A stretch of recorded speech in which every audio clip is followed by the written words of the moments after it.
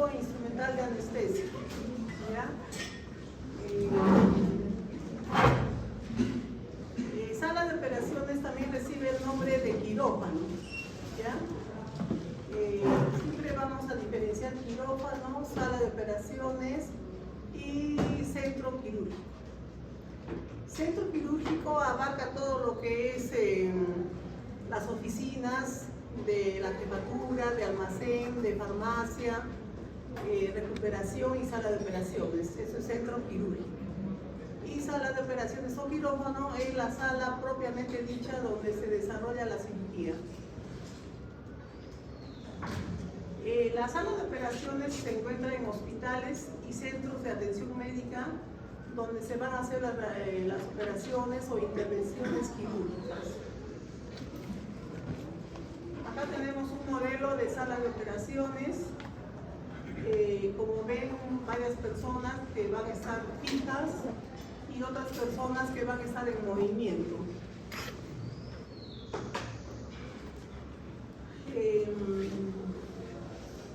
Se requiere para sala de operaciones requisitos que están estipulados en la Organización Mundial de la Salud y vemos de que el área debe ser entre 30 a 35 metros.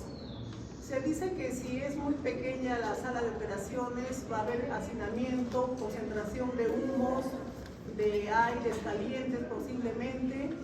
Y si es muy amplia, también no es conveniente en el traslado del material de un lado para otro, va a recorrer mucho espacio, ¿no? Entonces, también no conviene que sea muy grande la sala de operaciones. También vamos a considerar en estos tiempos que hay aparatos grandes que se introducen a sala para ayudar a la intervención quirúrgica, como es, por ejemplo, el arco en seno, que va a ocupar un espacio grande en sala de operaciones. La sala de operaciones siempre se ha creado bajo la demanda, ¿no? El querer operar a pacientes, ya sea programado o también por emergencia. Entonces siempre hay una demanda. Y si vemos en los hospitales va a haber, por ejemplo, pacientes que están en una lista de espera, de repente meses, de repente años, y también va a haber otro grupo de pacientes que están en emergencia esperando un turno, ¿no? A pesar de ser emergencia. También en una sala de operaciones existen los protocolos.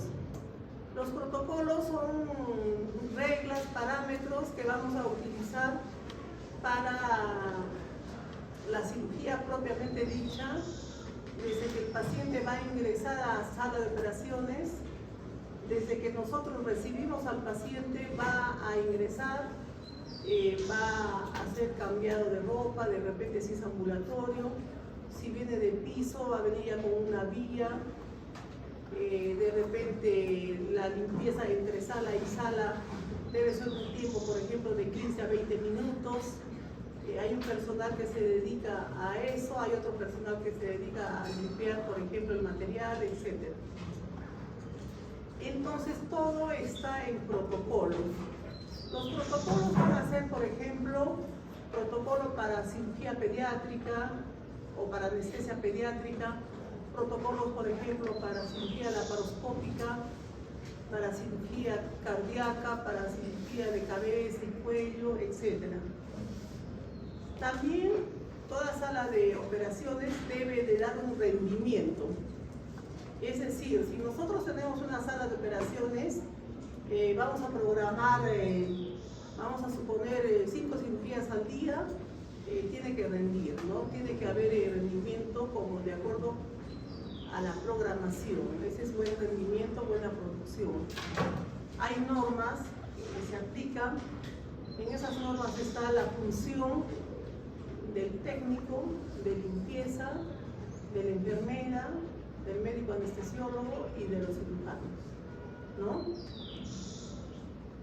Tenemos también el requisito indispensable que para un paciente que entra a sala de operaciones, que va a requerir una cirugía y una anestesia, sobre todo segura. Ustedes saben saben el mecanismo que sigue un paciente para llegar a sala de operaciones, ¿han visto? Es un mecanismo diverso, ¿no? El paciente puede ingresar programado o por emergencia, entonces tiene que ser primero evaluado por el especialista, ¿no? Por ejemplo, se va a operar de una vesícula que no es inflamada, sino que tiene cálculos, es crónica, va al hospital, se hace ver por consultorio, el médico en consultorio le da sus análisis, indica una evaluación cardiovascular y con todo ese armamento el paciente es programado para operarse de vesícula, por decir, dentro de un mes. El paciente pasa por el consultorio de anestesia, el anestesiólogo evalúa al paciente y después del visto bueno. Una vez que tenga el visto bueno, pasa por la solicitud de sala de operaciones que va a llegar al jefe de sala. El jefe de sala autoriza, mañana se opera en la sala número 4, ¿no? Entonces, se prepara todo para el día de mañana en la sala 4. Al momento antes de colocar la anestesia, tanto cirujano como anestesiólogo van a leer un acta de cirugía segura y anestesia segura. ¿Cómo es esa acta de anestesia y cirugía segura? Se lee el nombre para saber que el paciente es el paciente. Se verifica que es el diagnóstico, se verifica la edad y también si es que el paciente posee o tiene alergias a algún medicamento. Se comprueba que, por ejemplo, si va a ser la cirugía abierta o va a ser laparoscópica. Con todo eso se ingresa, todo eso es antes. ¿Con qué objetivo? De que haya cirugía y anestesia segura. El anestesiólogo es el jefe del centro quirúrgico, está a su cargo la planificación a corto y a largo plazo, el mantenimiento de todas las salas de operaciones, los objetivos del hospital. ¿Cuáles serían los objetivos del hospital? Cumplir con la demanda, ¿no? Sabemos que hay una lista de pacientes que están esperando para ser programados y hay otros pacientes que están en emergencia. Entonces, el objetivo del hospital es atender a todos, ¿no es cierto? No se puede atender en un solo día, pero el objetivo principal es cumplir con esa demanda. Igualmente, supervisar todo, ¿no? Todo lo que hay en sala de operaciones y también ver las instalaciones. Las instalaciones que se ve es, por ejemplo, vamos a ver adelante, es electricidad, seguridad ambiental, etc. Entonces vemos que el centro quirúrgico va a estar a cargo del anestesiólogo, que se va a encargar de todo lo que estamos viendo actualmente. En el centro quirúrgico tiene que haber una buena programación con un paciente ya preparado. Una consulta preanestésica ya hemos visto cómo es en la clase anterior. Hemos visto también, tenemos que ver el inicio de la cirugía, de la intervención quirúrgica, si es que hay adicionales. ¿Cuáles son las adicionales? Por ejemplo, en la sala número 4 se va a operar 3 vesículas, ¿no? Y si uno pone adicional, quiere decir que hay la posibilidad de que un paciente entre como 4, como el 4. Ese es el adicional. Ahora hay una diferencia. Si se suspende, mejor dicho, si el condicional o adicional no entra, no altera la producción, porque no está programado. Pero si el tercer paciente no ingresa, sí altera la programación, porque está programado. Entonces, en la administración de un hospital, si uno programa a los pacientes para operarse, siguiendo toda una ruta, y si no se opera, se altera la programación y se altera la producción en el hospital. Entonces, cuando se suspende una cirugía repercute bastante, ¿no? Ya vamos a ver quizás a través de las clases cuándo se suspende una cirugía, ¿no? Se suspende una cirugía, por ejemplo, si el paciente, como ha habido ayer un caso, ¿no? Es un paciente programado para ser operado de oído. Es un paciente que sufre de diabetes. Ha estado con tratamiento de insulina, sin embargo su glucosa elevada. ¿Qué quiere decir? Que a pesar de tener insulina, la glucosa está elevada casi 300, entonces ese paciente no puede entrar a sala de operaciones, ¿no? Se suspende. Entonces hay una suspensión porque el paciente no está bien preparado. Puede haber que la cirugía primera y la segunda se han demorado mucho por complicaciones, entonces la tercera no entra. Entonces ese paciente se suspende por falta de tiempo. Entonces vamos tomando en cuenta que el paciente no estuvo preparado y otra que también estaba mal, falta de tiempo, ¿no? Entonces ahí vamos a ver errores o de la programación o errores del cirujano que se ha demorado o complicaciones.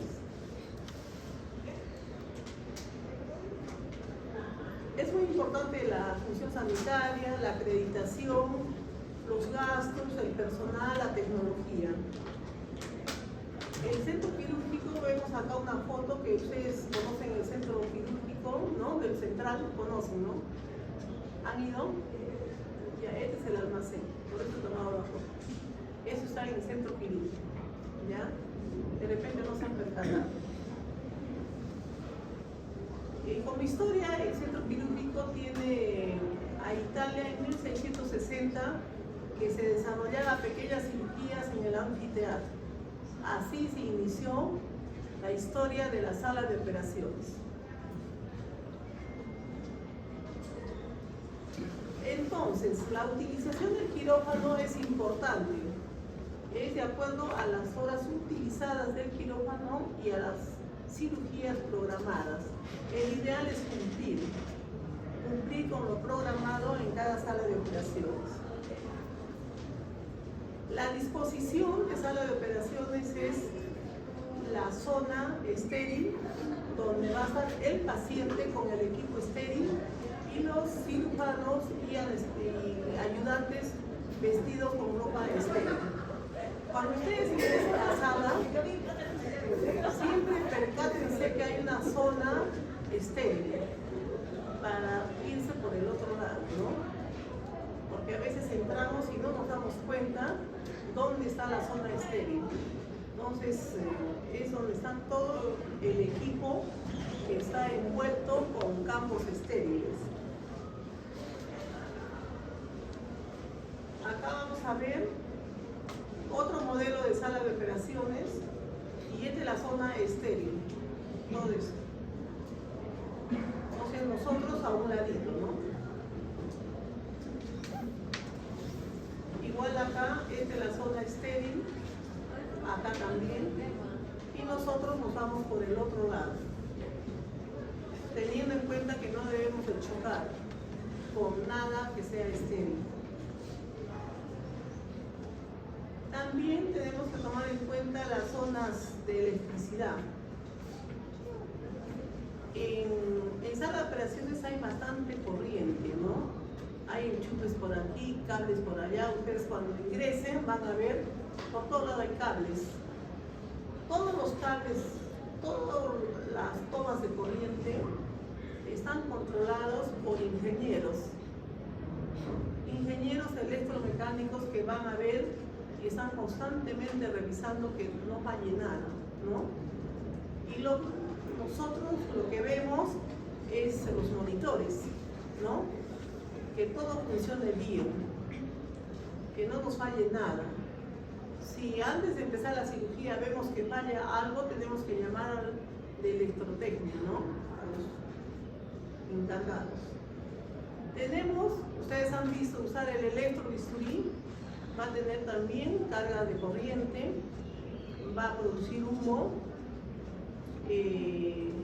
va a estar en contacto con el paciente, por lo tanto tenemos que colocar una placa en el paciente también. Ahora que ustedes vayan al hospital, observen esa plaquita donde la colocan. Van a observar esto, que van a encontrar en sala de operaciones.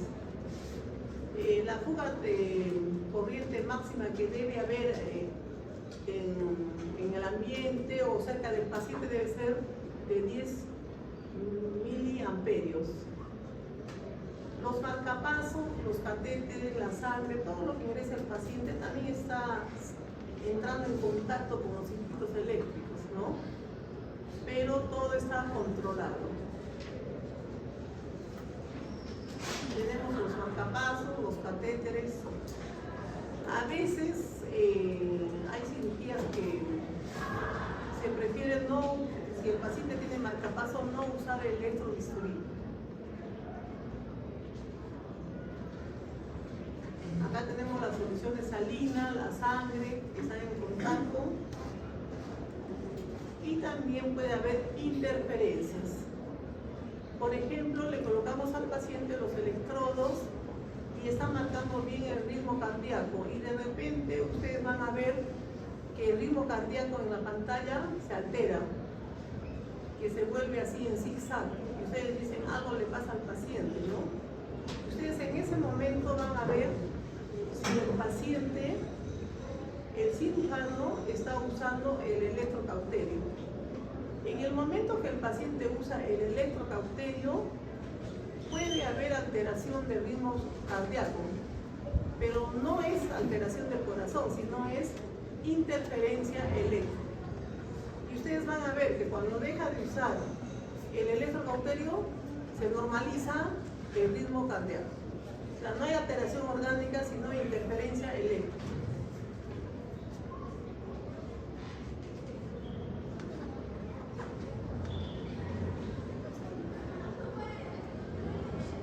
Estas son las placas indiferentes que le colocan al paciente para cuando se usa el electrocauterio. Tenemos siempre el gel, que es necesario, y también tenemos los electrodos, que van pegados al cuerpo con un gel y un pegamento para que haya buena conexión.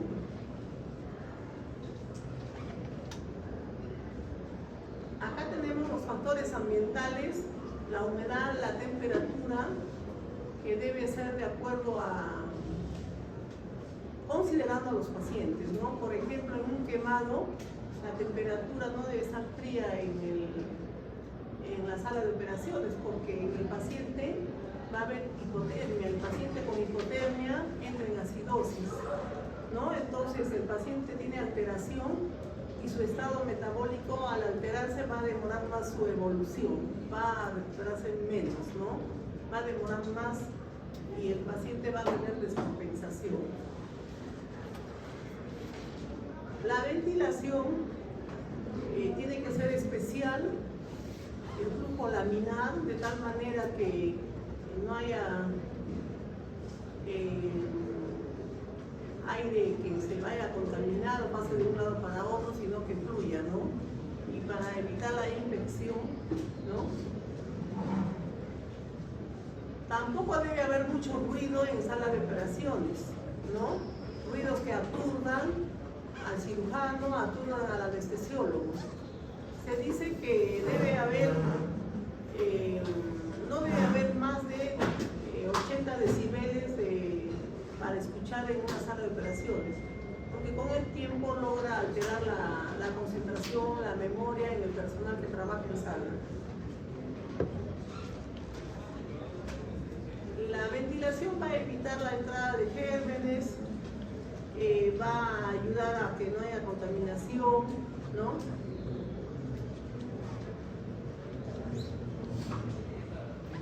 Este es el electrobisturí que está quemando y produciendo un humo, ¿no? Va quemando y produce un humo. Ese humo dice que es tóxico, ¿no? Entonces, si ustedes, por ejemplo, están ayudando en la cirugía, vamos a suponer que son internos de medicina y están ayudando, les van a dar un aparato que se llama aspiración, que van a colocar donde esté el humo. y aspiran el humo para que no se expanda. Y vamos a evitar que en esa zona, por ejemplo, caiga agua o alcohol, ¿no? Sobre todo alcohol, porque se prende.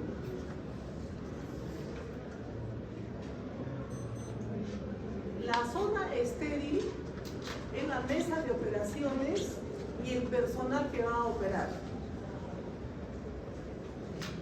El instrumental quirúrgico que está acá es zona estéril.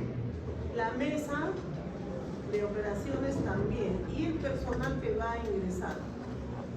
Por lo tanto, el personal que va a entrar tiene que lavarse las manos bien con el mecanismo que sabemos, los dedos, la mano, los 5 minutos.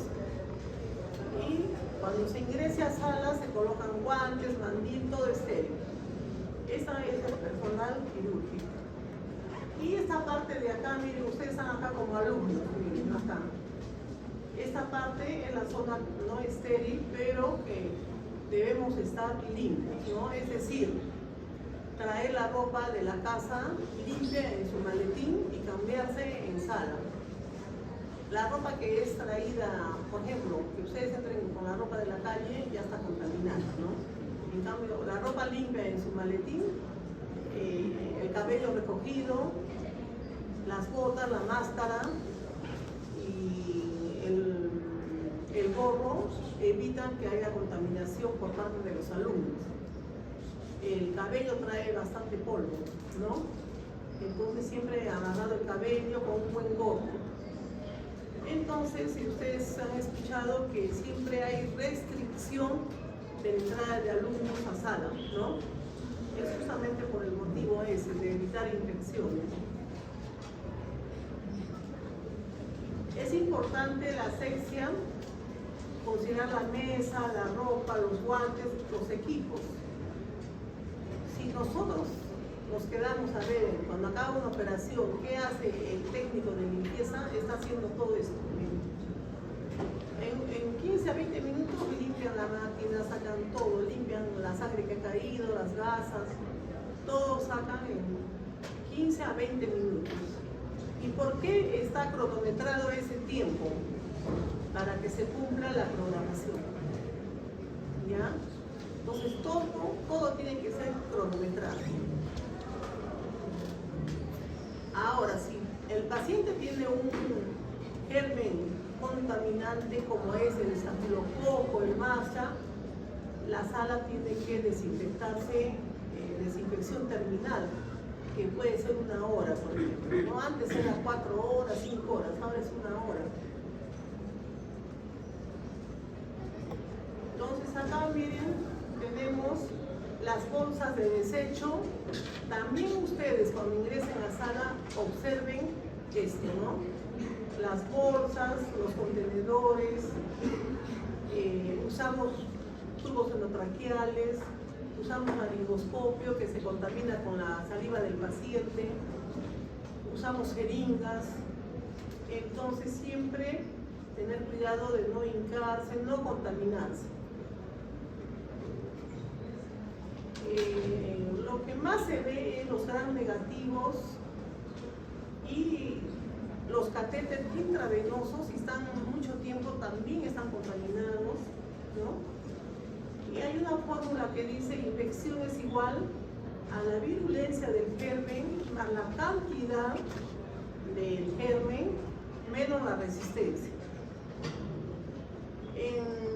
Si nosotros somos bastante gente que entramos a sala de operaciones y todavía con ropa inadecuada o no nos lavamos las manos, estamos aumentando aquí en cantidad.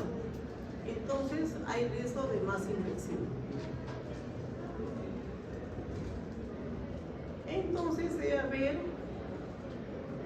una coordinación entre todos para que haya siempre evitar las infecciones. Las técnicas o los productos que se usan, acá vemos el alcohol etílico, el alcohol iodado, los detergentes, el sablón, los jabones. Ustedes cuando entren a sala de operaciones se van a lavar las manos con el Ibiscru o clorexidina, que es esto. Usted presiona, se lava, es la clorhexidina. El alcohol yodado se usa, como hemos visto anteriormente, en la paciente que están limpiando para operar. Algunos pacientes se limpian con solución yodada que es el isodine, y otros pacientes se limpian con clorhexidina o ibiclen y biscrut. Por ejemplo, si se va a operar de la tiroides, no usar yodo, ¿ya? Acuérdense, no usar yodo, usar ibiscrut, ¿ya? El lavado de manos en el hospital, ustedes vean, sean curiosos, cuando se lavan, cuando se entren a sala, lávense las manos y ahí va a haber letreros de los pasos de lavado de manos, ¿ya? Siempre miren, todo debe de mirar. La esterilización de todo, esto de repente, si ustedes son más curiosos, van a entrar y van a mirar el autoclave, calor seco. Una cosa es el cristal, otra cosa es plástico. Y esta máquina que ven acá está en el central, en el hospital central, en el primer piso. O sea, cuando ustedes entran hay ascensores y hay gradas, ¿no? Entonces cuando ingresan al hospital del seguro hay ascensores y hay gradas. Si ingresan un poquito más hacia la izquierda, está esta máquina. Esta máquina usa el peróxido de hidrógeno y ahí colocamos el material que se ha usado en pacientes como, por ejemplo, con hepatitis, pacientes que tienen VIH, ¿no? Que sabemos nosotros que tiene hepatitis, VIH, ahí se lleva. Hay material que se usa y se bota y hay otro material que se puede guardar. Con toda la contaminación que ha habido últimamente, pandemias y con todos los estudios de aumento de infecciones y de todo, se trata de usar todo descartable, ¿ya? Antiguamente, este tubo se lo lavaba con biscrut, con sablón, con yodo, se lo enjuagaba y se usaba en otro paciente. Como ya sabemos, ha habido una tremenda pandemia y ha habido aumento de infecciones. Entonces, en lo posible, se trata de usar descartable.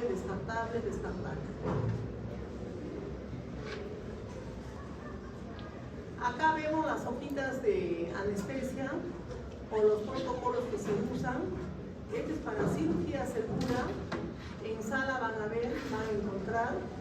Y acá vemos registradas las funciones vitales. Las funciones vitales del paciente.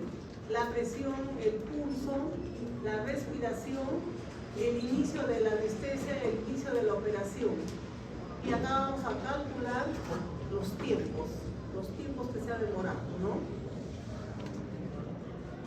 Como les expliqué en la primera clase, este es un documento legal. Si vamos a un juicio, esto es lo que nos vale a nosotros, ¿no? Y ahora vamos a hablar de la URPA, Unidad de Recuperación Post-Anestésica, que debe estar cerca a la sala de operaciones, debe tener las camas debidas, debe haber monitores, porque el paciente va a seguir con monitorización, porque es un paciente postoperado inmediato. Es un paciente que está saliendo de una anestesia donde el paciente ha estado inconsciente y sometido a una cirugía. Entonces acá tiene que seguir monitorizado. La URPA está 24 horas al día, está a cargo de un anestesiólogo y permanentemente monitorizado el paciente y muchas veces intubado el paciente, ¿ya? ¿Alguna pregunta? ¿Todo bien? Vamos a ver el equipo instrumental de anestesia, que como les decía en la mañana a los alumnos de las prácticas, que a veces vamos al CERUM y no sabemos que existe esto, ¿no? Vamos a un CERUM y No sabemos qué pasa si el paciente deja de respirar, si tenemos que intubarlo, si tenemos que darle oxígeno, prácticamente no sabemos, ¿no? Y de repente vamos a la posta donde vamos y ni siquiera preguntamos si tienen oxígeno, si hay mascaritas, si hay tubo, nada, ¿no? Entonces es importante todo lo que vamos a ver hoy día. Acá los balones de oxígeno son verdes, siempre van a ser balones verdes. El óxido nitroso, que es un anestésico, siempre va a ser azul. El anhídrido carbónico siempre va a ser plomo. Y también existen balones negros, amarillos, que van a ser de aire comprimido, que usan los traumatólogos para usar sus fresas, para cortar hueso, etc. ¿Vale? Lo principal que debemos de saber que el verde es oxígeno, ¿ya? Acá amarillo, y acá vamos a ver los manómetros. Si ustedes sacan esta llave de aquí, empieza a salir el gas, ¿no? Como el gas de la casa, ¿no? Cuando el gas, por ejemplo, se malora la válvula y sale el gas, eso sale igual, peor todavía, ¿no? Entonces, todo balón debe tener su manómetro, que va a regular las presiones del balón. ¿Quién maneja esto? En el hospital lo manejan los especialistas en todo lo que es oxígeno, almacén de oxígeno, de balones, que son los gasfiteros en el hospital.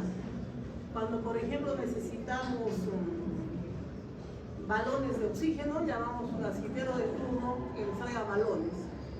Y si está fallando las mangueras, está fallando aquí, llamamos al de electrotecnia.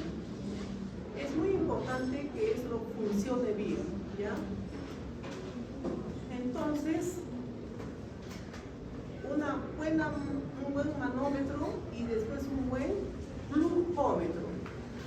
El flujómetro nos indica cuánto está saliendo para cada uso. Entonces, una cosa es manómetro y otra cosa es flujómetro. Este es el flujómetro. 5 litros, 6 litros, 10 litros de oxígeno, etc. Los ventiladores sirven para dar la respiración a un paciente que no puede respirar y necesita ventilación por bastante tiempo o por horas. Tenemos los ventiladores que son de presión y de volumen, ¿ya? De presión y de volumen. Entonces, cuando uno le conecta a un paciente un ventilador, acá tiene que ver cuánto de respiraciones por minuto, cuánto de volumen vital, cuánto de oxígeno, cuánto de presión positiva. Y tiene que estar conectado a un balón verde. Entonces, grábense esto. El ventilador tiene que estar conectado a un balón verde. Si no, ¿qué le damos al paciente?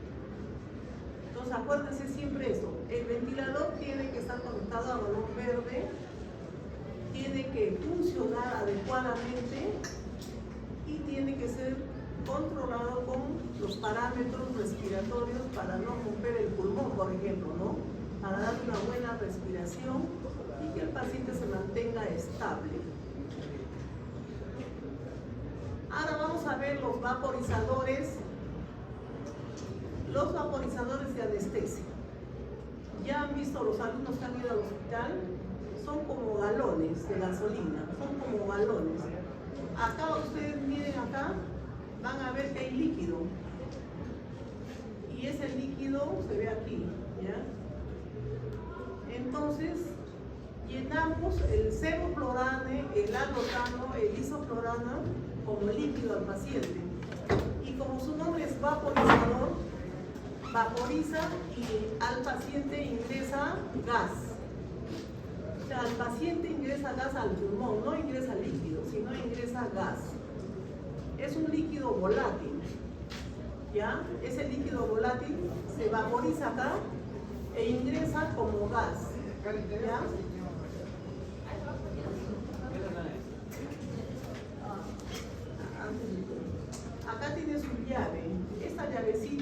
va a aspirar 1, 2, 3%. Generalmente un paciente que no está moribundo, que está normal, le damos 3%. ¿Ya? Las mascarillas. Estas son las mascarillas que se usan a un paciente que necesita oxigenación.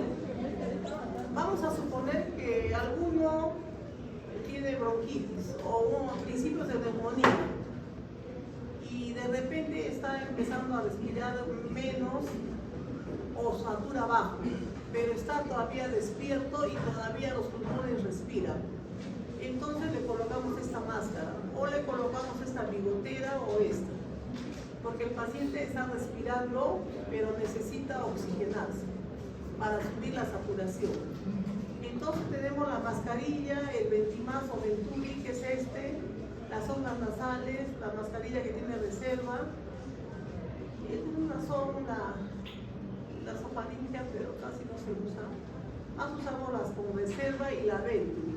La Venturi en la UCI y la con reserva en sala de operaciones. Cuando el paciente respira, pero cuando el paciente ya no respira, usamos el AMBU. Entonces vean ustedes acá, AMBU chiquito, mediano y grande, es para niño, para adulto. Vean ustedes, el AMBU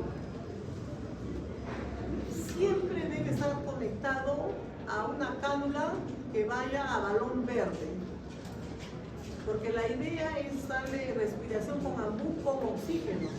Por lo tanto, debe tener una conexión a balón verde, siempre el balón verde. Acá, por ejemplo, miren ustedes, acá atrás hay una conexión, otra, acá también, acá igual. Todas van a un balón verde. ¿Y qué diferencia ven en esas tres? A ver, ¿quién dice? En todos los casos estamos dando ventilación positiva. El paciente ya no jala, ya no les damos mascarita así, porque ya no respira. En cambio acá tenemos que dar la presión positiva. ¿Qué diferencia hay en estas tres? Uno es con máscara, el otro es con tubo y el otro con una traqueotomía. Ya, muy bien. Entonces, en este caso le está dando con máscara a presión positiva. Máscara a presión positiva. Acá miren, está intubado. Está intubado el paciente, está conectado al tubo con presión positiva, con la mano, manual. Y acá está una cánula en la tráquea y le estamos dando manual. Entonces, quedamos como conclusión que este AMBU también se le dice respirador manual. Es un respirador manual que tiene que estar siempre con oxígeno. Es bien usada. Acá tenemos lo que hemos visto en la mañana. Hemos visto la pizza de Magui. ¿Quién se acuerda? ¿Dónde estamos hablando de la mañana? Ya, ¿se acuerdan de la pizza de Magui? ¿Para qué se usó? Para intubar por la nariz, ¿no es cierto? Entonces, esta pinza de Magui es para intubar a un paciente para guiar el tubo. Abrimos con el laringoscopio la boca y con la pinza de Magui guiamos. Si un diente se sale, la pinza de Magui lo saca, porque se puede pasar a la tráquea, ¿no? Si la lengua se va para un lado, la agarramos con la pinza de Magui para un lado. El laringoscopio es este. Este es el mango y esta es la hoja. Miren ustedes, el mango y las tres hojas, para niño, para joven, para adulto. Se conecta la hoja con el mango y va a salir una luz. Entonces con eso se intuba al paciente y se coloca el tubo endotraqueal, el tubo endotraqueal. ¿Y por qué he puesto estetoscopio? Para ver que cuando yo conecte el oxígeno, entre igual el oxígeno a los pulmones. Porque puede ser que el tubo se vaya para acá y y este se quede cerrado. Entonces el estetoscopio me ayuda. Yo también veo con los ojos si se eleva. Y también un dato importante, veo si hay carnografía, si hay CO2. Y acá vemos el tubo de Mayo. Este tubo de Mayo es chiquito, va de la boca hacia la orofaringe, que permite levantar la lengua para que abra la vía respiratoria. Porque la lengua está atrás, abre la vía respiratoria, el tubo de Mayo o tubo orofaringe. Acá tenemos las mesas de anestesia. Se van a percatar, acá hay todo de anestesia. Acá tenemos el tubo común y corriente para intubar a un paciente. Tiene un globito que se infla acá afuera. Este globito está en la tráquea, que evita que salga el aire y evita que entre la saliva. Acá tenemos una cánula para la tráquea que se usa en la traqueostomía. También tiene un globo que evita que salga y entre secreciones. Y acá tenemos, acá se infla acá este globo. Si inflamos acá, se infla acá. Y este tubito que ven acá es el tubo de doble lumen, dos orificios. Acá se ve 1, 2, para pulmón derecho, para pulmón izquierdo. Y acá arriba tiene 2 aberturas. Se conectan estas 2 conexiones con esta T. Y al final esta es la que va a ir a la máquina. ¿Cuándo se usa esta? Cuando se opera pulmón. ¿Ya? Por ejemplo, si este pulmón tiene un absceso, el cirujano va a decir, quiero que me lo colapses este pulmón porque voy a sacar la pus, ¿no? Entonces, como yo tengo acá estas 2 conexiones, pongo un clamp y lo cierro. En ese rato, el oxígeno va a ir solamente a este pulmón y este no se toca. El cirujano puede sacar todo. Cuando ya ha sacado todo lo malo, ahí soltamos el clamp y se ventila lo bueno que queda acá, ¿no? Es un ejemplo del doble lumen. Este es el laringoscopio. El mango, las hojas, el foco para mirar, para niños. Acá el tubo endotraqueal, la jeringa que infla, el globito. Y acá ven la luz, esta luz, que tenemos que tener luz para mirar adentro las cuerdas vocales. El carnógrafo mide el CO2 expirado. Si hemos intubado bien y está el tubo en la tráquea, va a haber CO2. Si hemos intubado esófago, no va a haber CO2, ¿ya? El pulso oxímetro para ver la oxigenación y el pulso. Y tenemos los monitores que pueden tener para 3 o para varias funciones vitales. Pulso, presión venosa central, presión arterial invasiva, presión arterial no invasiva, respiración, todo, ¿no? Completo. Para cirugías complejas y que duren mucho. Los electrodos que van a dar el ritmo cardíaco, hombro derecho, hombro izquierdo, ápice. Si queremos usar los 5 electrodos, pierna derecha, pierna izquierda. El BIS es un aparatito que se coloca en la frente y se coloca un monitor que nos ayuda a ver el estado de conciencia del paciente con anestesia. El ideal es que esté el paciente entre 40, 60 y podemos decir que está en un buen plano anestésico. Si supongamos está en 90, quiere decir que el paciente se puede despertar. Y si está, por ejemplo, en 20, en 10, está profundizando la anestesia y puede haber paro, ¿no? También tenemos el monitor neuromuscular que se coloca en la mano y tiene sus botones acá para apretar, acá miren, acá. Si yo aprieto a este nivel y si la mano hace esto, ya está recuperando la contracción. Pero si yo aprieto el botoncito y la mano no hace nada, quiere decir que está relajada, porque está con relajante neuromuscular.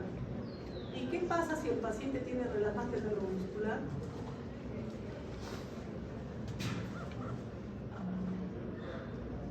No tiene tono, no puede respirar, tiene la mano glutinosa.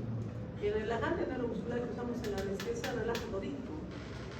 Relaja los párpados, la cara, los músculos intercostales, todo. O sea que el paciente hasta inclusive puede estar despierto, pero no se mueve. Por lo tanto, no respira, ¿no? Entonces, lo que dice el compañero que no va a respirar. Ese es un indicador que yo no puedo sacarle el tubo. Si está relajado, no lo puede jugar porque no va a respirar.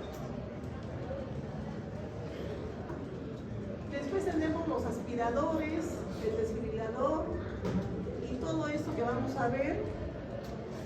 Acá tenemos los contenedores para botar las agujas, las ampollas, lo que está manchado con sangre en lo rojo, o sea, líquido con sangre o contaminado en la roja.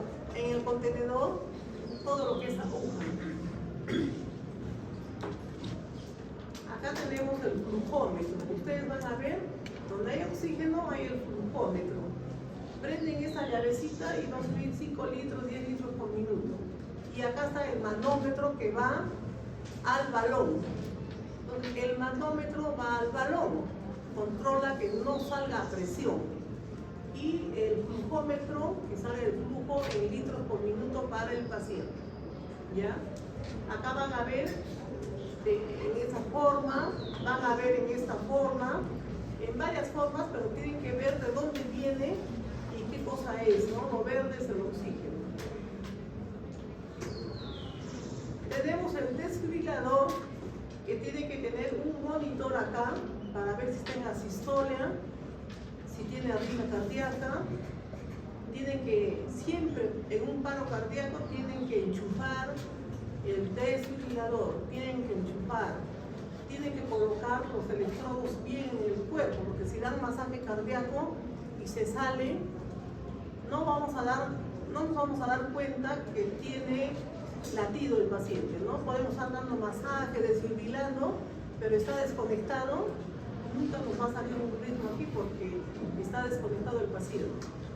Y acá está la carga. Si ustedes van a dar 150, van a prender acá 150, aprenden el botón de la carga, acá sale la carga que han presionado 150 y en ese momento ustedes tienen estas palas y van a presionar en el paciente sobre una superficie de una gasa con gel para que no se queme. Presionan y están desfibrilando al paciente. Este es un desfibrilador que debe haber en las calles. Debería haber en las calles. En los sitios avanzados hay. Si un paciente le da un paro o algo en la calle, se puede revivir ahí en la calle, ¿no? Porque casi el 80-90% de los paros cardíacos es por fibrilación ventricular. Por eso se recupera más cuando se desfibrila. Esta es una máquina de anestesia que nos va a permitir monitorizar al paciente, dar anestésico seborrheic con su vaporizador y dar ventilación mecánica. Este es el electrocauterio, esta es su placa para poner en contacto con el paciente el electrobisturí. Entonces acá tenemos todo lo que hemos usado en sala de operaciones. Van a ver esto, ¿no? Que por un lado conectan esta placa y por el otro lado el electrobisturí. Eso sería todo. ¿Alguna pregunta? ¿Sí? ¿Todo está claro? Doctor, no entiendo. ¿Dónde se pone la placa para poder usar? Buena pregunta, mira. Como nosotros vamos a usar el electrobisturí que va a cortar y va a quemar, el electrocauterio corta y a la vez cauteriza el vaso, ¿no es cierto? Tiene corriente y puede quemar. Entonces, ¿cómo hacen contacto con el paciente con esta plaquita? Los dos enchufes, este va acá, por ejemplo, por acá, y este enchufe también va acá. Acá este enchufe y este enchufe van acá. Este se coloca en el brazo del paciente, que es como un pega-pega. Por ejemplo, si se opera de abdomen, se coloca acá. Si se opera del brazo, se coloca en la pierna. Se coloca en un sitio donde no sea contacto con la cirugía. No debe caer agua ahí. O sea, debe estar en una zona seca. Y esa placa permite que haya contacto con el electrobisturí. Cuando no hay buen contacto, no funciona el electro. No funciona el electrobisturí, no corta simplemente. Y cuando le cae agua, puede producir una quemadura en el paciente. Y entonces esta es la placa y el electrobisturí van de la mano. Ahora, si ustedes son bien observadores, cuando vean al paciente en sala, todos van a mirar, todos los días ponen la placa del electro. ¿Ya? ¿Alguna pregunta más? Ya, gracias. Entonces vamos a quitar esto porque ya están esperando para la clase.